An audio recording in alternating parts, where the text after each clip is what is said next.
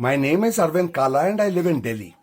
The other day I had gone out for lunch and at the next table there was obviously a new granddad who was around 62, 63 and he had a baby in his arms, a baby of 4, 5 months old. And he was gazing at the baby like the baby was a Kohinoor diamond. And I felt like telling him, hey Dumbo, don't you know that there are 50,000 babies born in India every day? And that baby in your arms is just one of those 50,000 babies. But why I'm mentioning this is I've found that Indians are obsessively obsessed with their children and grandchildren. It's nothing but obsessive. And there's something wrong with that. I'm reminded of an uncle who had two grown-up sons and a grown-up daughter.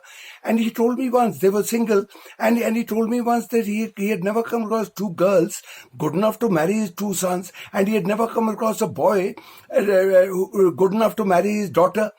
It's another matter that, one of those wonderful sons married some white trash of Poland, but never mind that. And so this thing in India, there's a blind self-love. I'm full of anecdotes today somehow. In fact, I have a wife's cousin who had the misfortune of having an exceptionally bad-looking son, First of all, the son didn't have a neck. Neck meaning neck, and his head just sat straight on the torso. And not only that, he was short, and his arms were like that of a chimpanzee's, meaning his hands didn't reach his ankles, but they reached his calves. And the mother, she had the gall to ask my wife whether that son of hers could become a fashion model. My wife almost fell off a chair. So this is the kind of self-love people have. In fact, what I've started doing is that anytime I have a party, 20, 30 people, college friends, my invitation tells the women, hey, I know you got a wonderful son, you got a cute daughter-in-law, but just don't talk of them. And they don't, which they good. Because after all, if they're eating my mutton and drinking my beer, they jolly well listen to me. And they do. And I appreciate that. But imagine, this is what happens. I don't know, that people are very, very obsessive about their children. Yeah, I'm reminded of a friend who lost his wife. And the first Delhi-based friend who lost his wife. And the first thing he did was he went to Dubai and settled down with his son.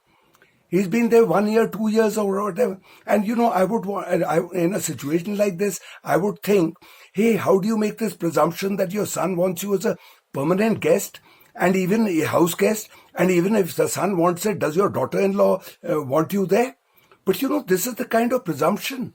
Now, one reason why parents become dependent is they don't cultivate any interests. Not at all. They don't have friends. Now, friends are the time, people with whom you have the best time. If, I've got lots of friends, and if somebody asks me, you want to spend time with your friends or with your daughter, I'll say friends any day, yeah? No way. And she herself, if somebody was to ask her, she wants to hang around with her friends or with a cute dad, she'll say no.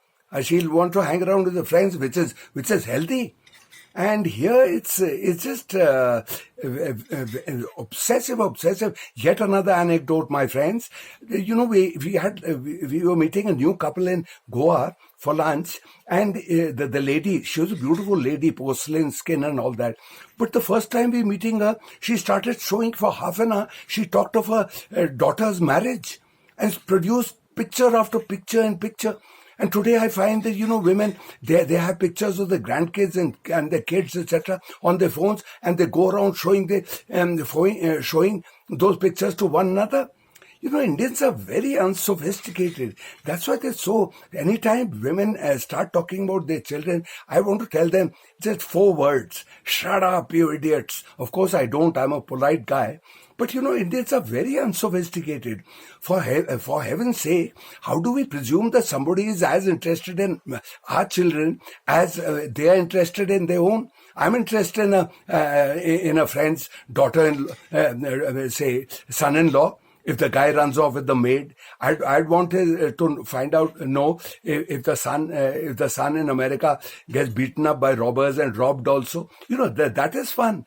Not this about how well they are and how they and this school they're going to and that. Do they have private tuition? Are they managing okay?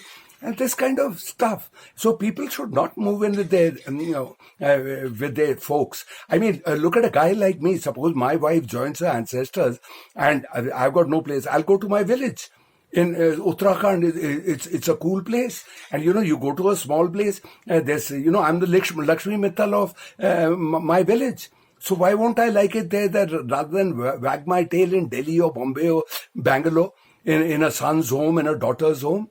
That's a loser's game. And I would advise people not to do that. You have to cultivate other interests. Don't just depend on your kids to keep you company. They're not interested. They're not interested. Just as I don't know, but this is. It's neither here nor there, but I thought, I maybe will talk about this. This is more interesting than, talking about the Indian economy, of which I know nothing anyway. Well, friends, I think it's time for me to bid you farewell. So please send this to everybody you know. And if you're watching this video on YouTube, on the right side below, you'll find a red button, subscribe. Please subscribe, and I'll be your slave for the rest of my life. See you later, alligator.